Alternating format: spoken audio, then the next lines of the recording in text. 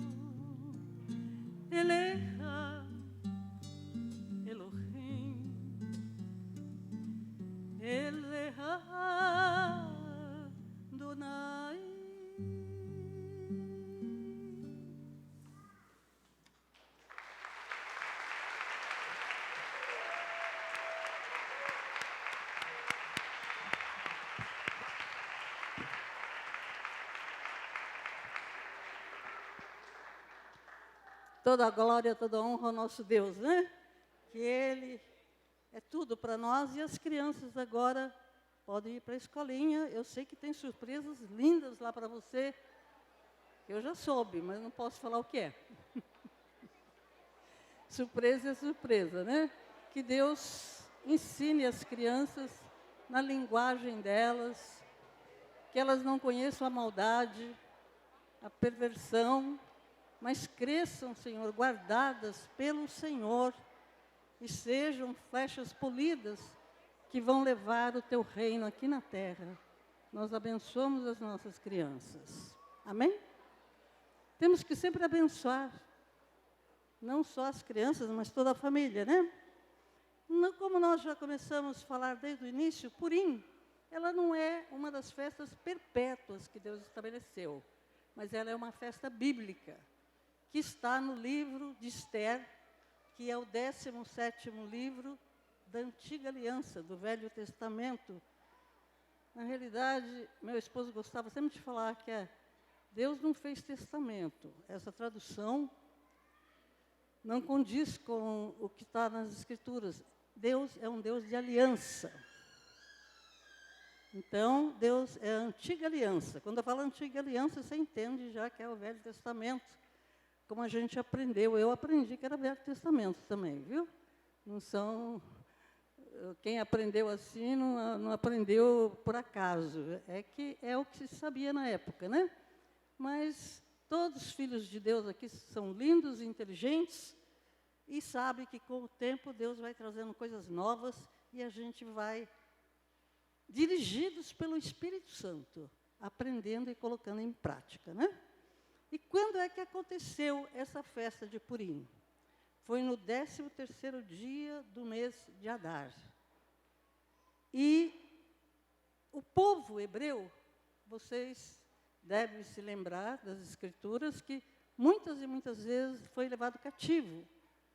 E quando ocorreu essa festa, o povo estava cativo na Pérsia. Para quem não sabe onde é a Pérsia, localizar no mapa, é onde é o Irã hoje. Você busca assim que você acha.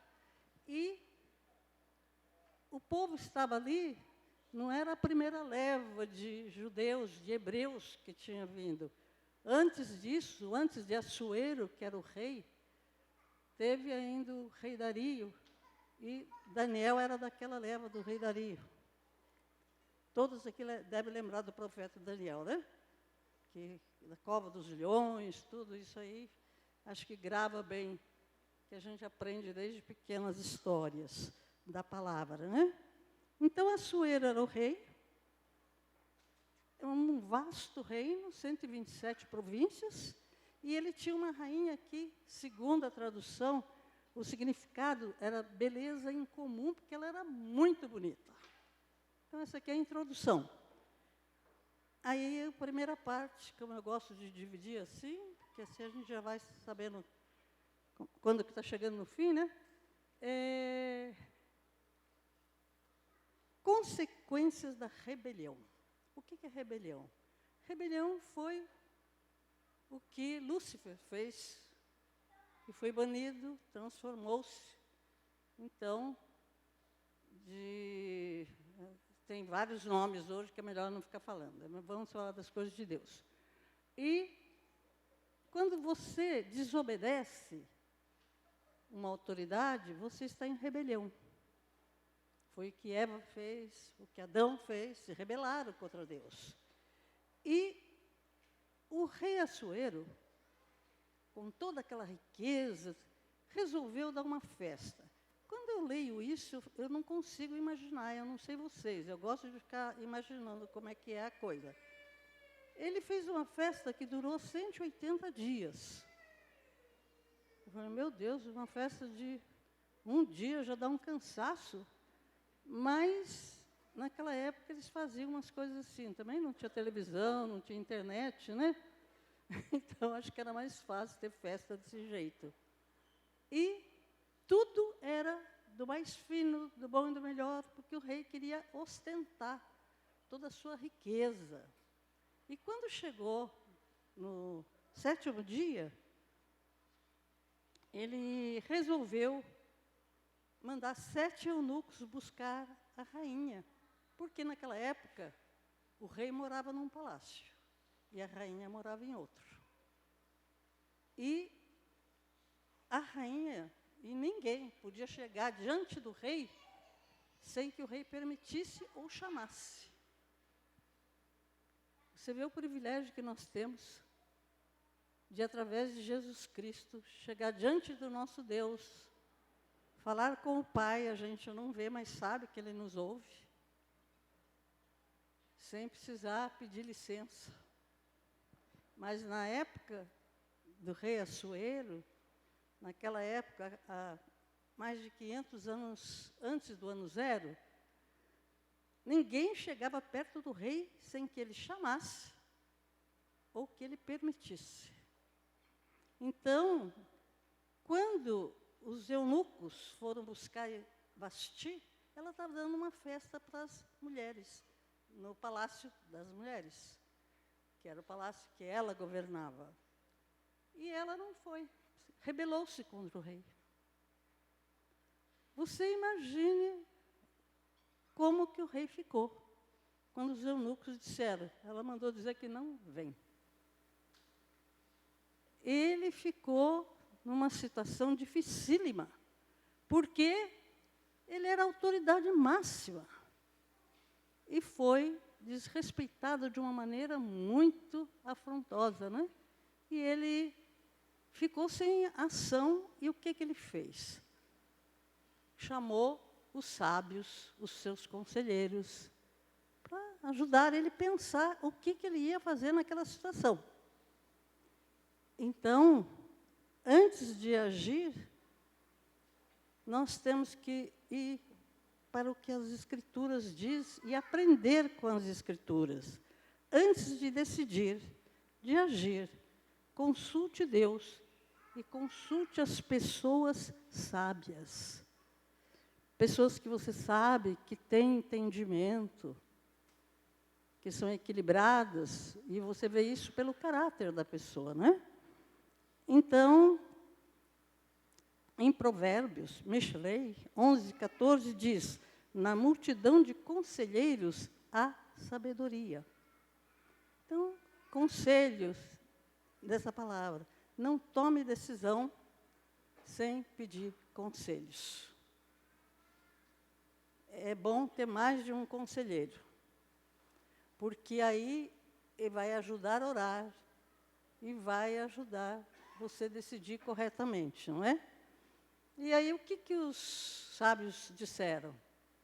O rei não pode deixar do jeito que Vasti se comportou, ela não pode continuar sendo rainha. Ela tem que ser banida. Ela não pode ocupar mais esse cargo, porque ela desonrou o rei. Então, ela foi banida do reino, por causa da rebelião. E eu lembro que foram banidos lá do paraíso, por causa da rebelião, quem? Adão e Eva, né? Que desobedeceram a Deus. Então, a rebelião é um pecado que a Bíblia fala que acho que é pior do que feitiçaria, né? E nós temos que tomar muito cuidado com isso, para não nos rebelarmos. E os conselheiros disseram, o rei tem que buscar uma nova rainha. Isso, esperar o rei acalmar, passar um tempo. Mas ele falou assim, tem que arrumar uma nova rainha. Mas, antes disso, enviou um decreto para todo o reino. Da seguinte maneira, cada homem deve ser senhor da sua casa. Porque os sábios disseram, se o rei não fizer isso, daqui para frente, as mulheres não vão obedecer seus maridos. E quando eles falarem alguma coisa, elas vão dizer, a rainha não obedeceu o rei, não aconteceu nada. Então, a rebelião não pode ficar sem consequência. Tem consequência. E quando passou a tristeza do rei, porque o rei ficou muito triste com aquilo, resolveram, então, buscar uma nova rainha. E o que eles fizeram? Mandaram em todas as províncias buscar as moças mais bonitas, jovens, virgens, para serem preparadas para que o rei escolhesse uma para ser rainha. Dentre essas moças veio Ester, que era judia, que tinha vindo na leva de judeus que eles trouxeram de Israel, com o tio que tinha criado, Mordecai. E o tio falou para ela, você não fale a sua origem, não diga que você é judia. E você tudo obedeça àquele que é o responsável, vai ser o responsável por você, porque ele conhece o rei. Então, Ester era muito bonita, mas muito obediente também, né? E você sabe como é que era o preparo dessas moças para poder serem apresentadas para o rei? de tratamento. 6 meses tomavam banhos de mirra. Mirra é uma planta que é perfumada, logicamente que ela é toda preparada para não ter outros efeitos, serve também para purificação, isso está em Esther 2:12, e tem outros usos também. Então, durante 6 meses, tinham que banhar nisso aí. Depois, você lê em Cantares, Shir Hashirim. Eu gosto sempre de falar no hebraico, porque é a língua original que foi escrita a palavra, né? 5:5. Levantei-me para me entregar ao meu amado. A minha mão destilava mirra, e os meus dedos gotejavam mirra preciosa. Hoje em dia, nós temos vários óleos da unção que têm perfume. Mas, sinceramente, igual o óleo que eu conheci no começo da década de 90, que comprei lá em Israel, nunca mais eu achei. E tinha mirra. E era um perfume que eu não esqueço daquele perfume, mas não encontrei mais também. Não sei quem é que fazia. E depois dos outros 6 meses, aquelas moças tinham que se banhar com outros tipos de especiarias para poder, só depois disso, serem apresentadas para o rei. E eu pergunto, você sabe que você e eu somos noiva de Cristo? Sim ou não? Que Jesus é o noivo. E Ele é o Rei dos Reis. Então, como é que você está se preparando para encontrar o Rei? Porque a igreja tem que se preparar, a igreja, você e eu, né? Tem que se preparar com a lavagem da água da palavra, que é o que nós estamos fazendo agora. A gente vai lendo a palavra e a palavra vai lavando os nossos pensamentos. Efésios 5:26. Segunda coisa, se santificando de toda impureza. Como? Obedecendo a palavra. Quando você obedece a palavra, mesmo que você não esteja muito satisfeito com isso, você está se santificando, ou seja, se separando daquilo que Deus não gosta. E buscando ser capacitado com os dons do Espírito. Nós sabemos que tem vários dons que o Espírito Santo nos capacita. E nós temos que ser capacitados com esses dons. De orar em línguas, dom de curar, dom de libertar. São vários dons. E a Escritura diz para você escolher os melhores, né? Eu não sei, eu acho que o melhor de todos é o amor, né? Porque quando você ama, você vê como Jesus. Você olha a pessoa e não vê os erros, mas você já vê aquela pessoa transformada. Você já vê aquela pessoa como Jesus vê.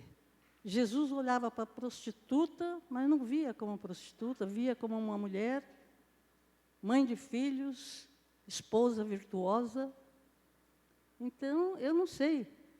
A gente está lutando para chegar nessa perfeição. Eu não sei se você chegou. Eu ainda não cheguei, viu? Eu confesso o meu pecado. Eu luto para chegar. Eu quero purificar meus olhos, o meu falar, o meu ouvir. E a pergunta, então, é: você está se preparando? Eu creio que sim, porque senão você não estaria aqui, meditando na palavra, lavando a sua mente com a água da palavra, né? Glorificando o Senhor nos louvores. E agora a terceira parte. Já estamos caminhando para mais da metade, né? Você tem sofrido muitas aflições, problemas? Ou será que só eu que ando passando muito problema, muita aflição? Eu creio que todos aqui estamos. Mesmo que você não levante a mão, eu tenho certeza. A não ser as criancinhas, aquelas belezinhas que dançaram aqui, pequenininhas, que não têm consciência disso. Mas é só você começar a ter consciência que você vai ver que nós temos muito motivo para passar problemas que a nossa alma, principalmente, grita. Mais do que a mente, a nossa alma grita, né? E como vencer nessa situação? Eu sempre falo a mesma coisa, obediência a Deus. A palavra é obediência. Quando você obedece à palavra, Deus age. Mas sem obediência não tem como Deus agir. Aí nós chegamos agora em Amã. Amã era um homem de confiança do rei, mas orgulhoso da sua posição. E ele, quando passava, ele gostava que todos se inclinassem diante dele. E a palavra de Deus fala que nós só podemos nos inclinar diante de quem? De Deus. Diante dos homens, não. Pode ser rei, pode ser o que for. Nós não podemos nos inclinar. Só nos inclinamos diante de Deus. Então, Mordecai estava sempre ali no portão do palácio, porque a sobrinha dele estava lá dentro como uma das virgens, né? E ele ficou com muito ódio quando soube que Mordecai não se inclinava, porque aí falaram para ele, né? E que era judeu. E algo interessante que acontecia naquela época, aquelas moças todas que eram levadas, preparadas, chegava o dia dela se apresentar ao rei. E o rei, no dia seguinte, se ele não falasse o nome dela, ela voltava para aquele primeiro palácio, mas não ficava mais naquele palácio. Já ia para o outro palácio, que era das concubinas. Não podia voltar para a casa dos pais e nunca mais ela podia ver o rei, a não ser que ele chamasse. Até que chegou a hora da Esther. E aí Esther perguntou para o eunuco que cuidava e simpatizou muito com ela pela simplicidade dela. E ela perguntou: o que o rei gosta? Como que eu devo me arrumar para o rei? Porque ele sabia o que o rei gostava. Não adianta colocar montanhas de joias e um monte de coisa, se não é isso que agrada. Então ele explicou para Esther, orientou como ela deveria se apresentar. Ela era bonita, assim como as outras moças deveriam ser também, só que na simplicidade dela, e agindo conforme ela foi orientada, o rei ficou maravilhado. E aí ela foi rainha. Mas a gente sabe que isso aí já era propósito de Deus, né? É Deus que dá graça para você e para mim, diante das autoridades. Muitas vezes você chega num lugar que fala assim, meu Deus do céu, como é que eu vou fazer? Se Deus te der graça, você vai encontrar favor naquele lugar. Porque é Deus que inclina o coração a nosso favor. Por isso que você tem que orar antes de ir e pedir para Deus como eu devo falar, como eu devo me apresentar, para que eu possa ser bem-sucedido, né? Seja trabalho, seja qualquer coisa, negócio que você vai fazer, peça que o Espírito Santo oriente, coloque a palavra correta na sua boca, a maneira certa de você se apresentar, né? E Amã ficou com tanto ódio de Mordecai que ele conseguiu convencer o rei para escrever um decreto para matar todos os judeus, que ele inventou uma porção de mentira contra o povo, né?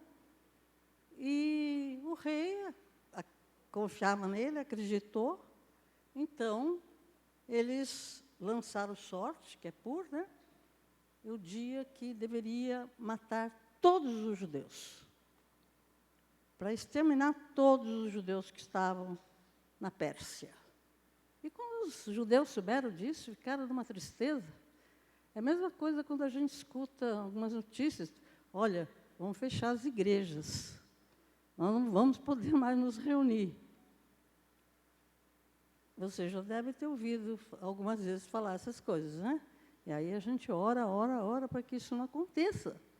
Mas existem países que as igrejas estão todas fechadas, quer dizer, não tem igreja. As pessoas não podem falar do Evangelho com liberdade. E o povo começou a chorar, se lamentar, porque eles seriam mortos. E o Mordecai rasgou suas roupas, colocou pano de saco, cinza na cabeça e ficou na porta do palácio. Ele não podia ficar desse jeito na porta do palácio. Foram falar para a Esther mandou roupa para ele se trocar. E ele falou, não, diga para ela o que está acontecendo, que ela não está sabendo, ela está aí dentro, mas não está sabendo o que está acontecendo aqui. E isso está em Esther 4. Já estamos concluindo, viu? E o Mordecai falou, a ordem, o decreto do rei é para nos matar. Então, você precisa interceder junto ao rei, pelo nosso povo. Isso está no capítulo 7 de Esther. E Esther temeu, porque ela sabia que ela não podia se apresentar diante do rei sem ser chamada. Aí ela mandou dizer para ele, mas faz tempo que o rei não me chama, e se eu for sem ser chamada, eu posso morrer. Aí, o que o tio dela manda falar para ela? Esther 4, 13 e 14. Se de todo você se calar, socorro e livramento de outra parte virá para os judeus, mas você e a casa do seu pai perecerá. Quem sabe não é para tal tempo que Deus a colocou nessa posição. Então, muitas vezes, a gente está no lugar, não entende, está sendo perseguido, tem tanto problema, mas Deus tem um propósito. Enquanto você não cumpre o propósito de Deus, você fica ali. E Esther, então, ao ouvir isso, né, ela resolveu se preparar. Sempre a gente tem que se preparar. Todos, para vir a essa festa hoje, se prepararam, né? Eu me preparei. Eu estou, assim, desde cedo, pensando na roupa que eu vou pôr, como é que eu vou, louvor, fui treinar o louvor para cantar bem para Deus. E eu tenho certeza que cada um aqui também fez a mesma coisa, se preparou para vir hoje celebrar essa festa, né? Celebrar o grande eu sou. E quando Esther buscou estratégia, Deus mandou que jejuasse 3 dias. Então ela falou para o tio, falou assim, avisa todos, judeus, não comer nada, não beber água, 3 dias. Eu e as moças que me servem também vamos fazer a mesma coisa. Aí no 3º dia, Deus deu a estratégia. O que ela deveria fazer? Aí ela tomou banho, se arrumou, ficou bonita e foi convidar o rei e o Amã, que era o inimigo, para um banquete no palácio dela. O Amã ficou cheio de si. Disse, nossa, só o rei e eu sou o único convidado para um banquete no palácio da rainha, né?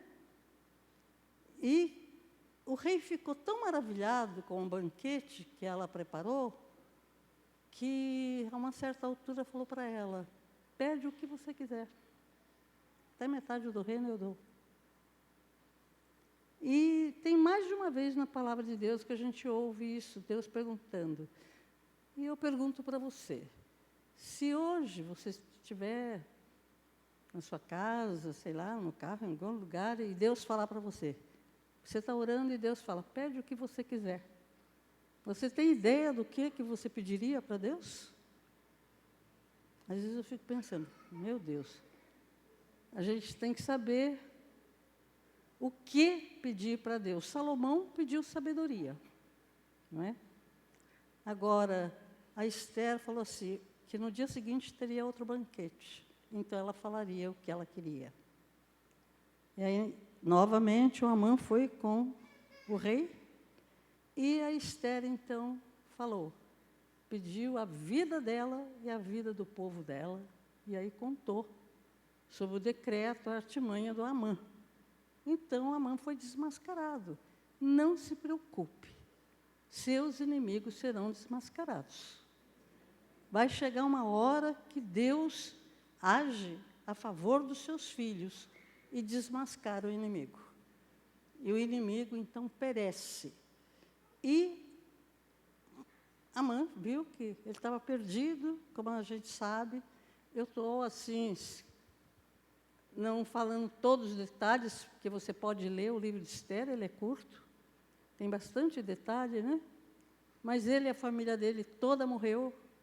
E o rei, então, pôs Mordecai como pessoa de confiança dele.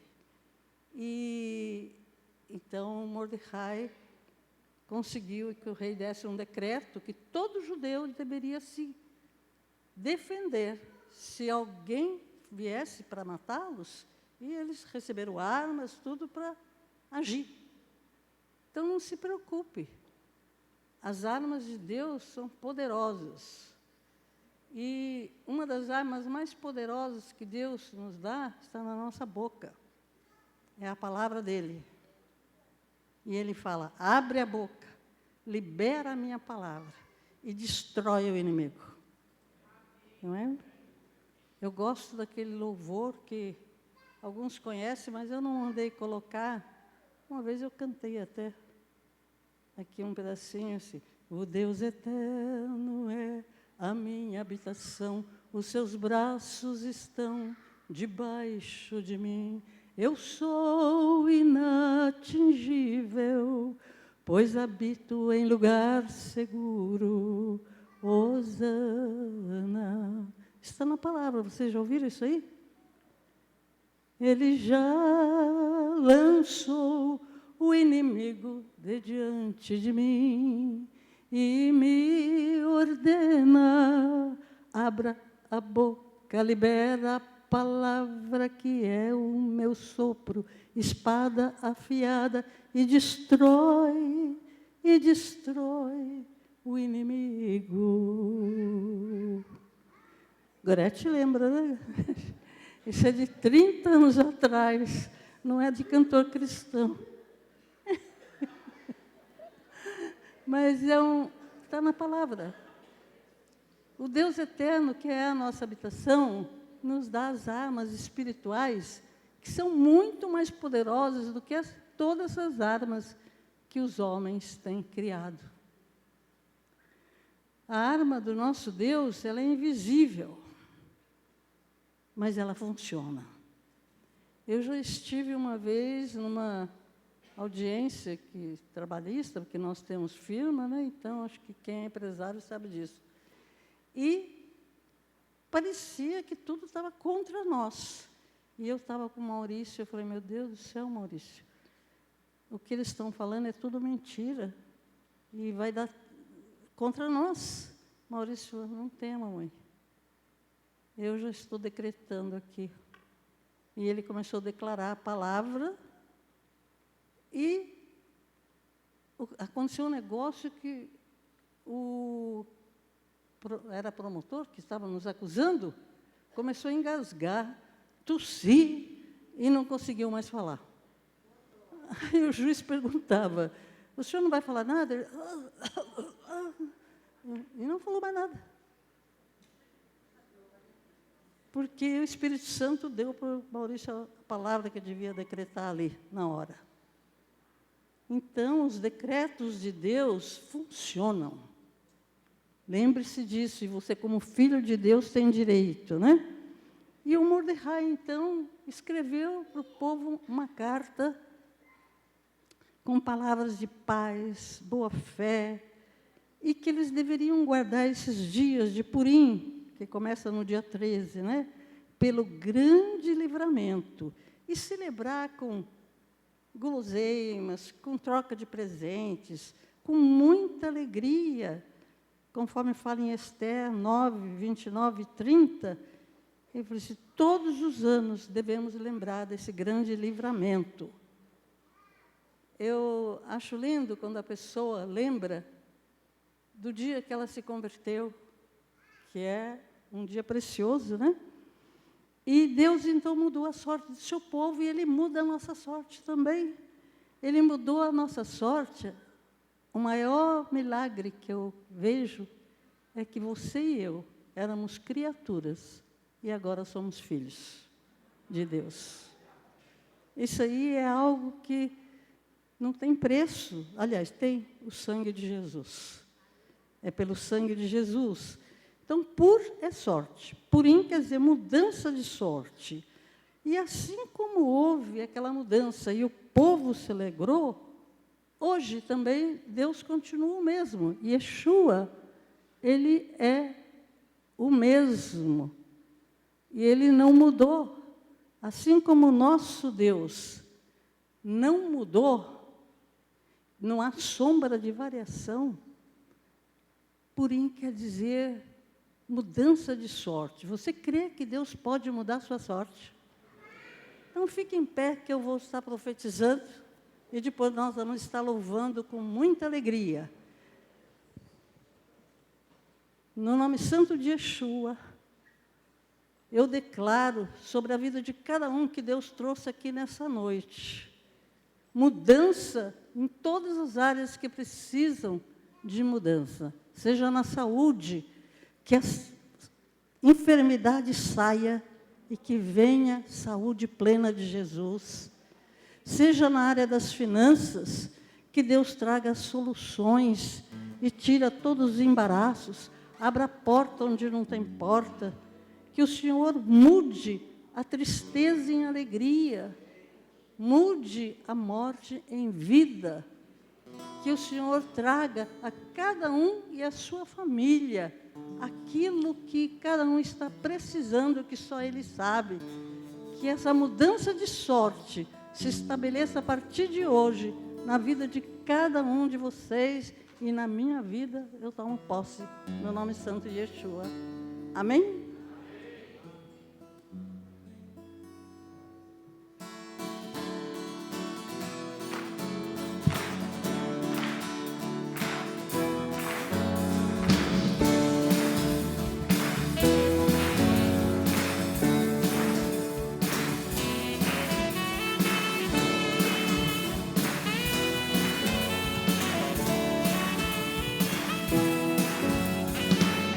Tua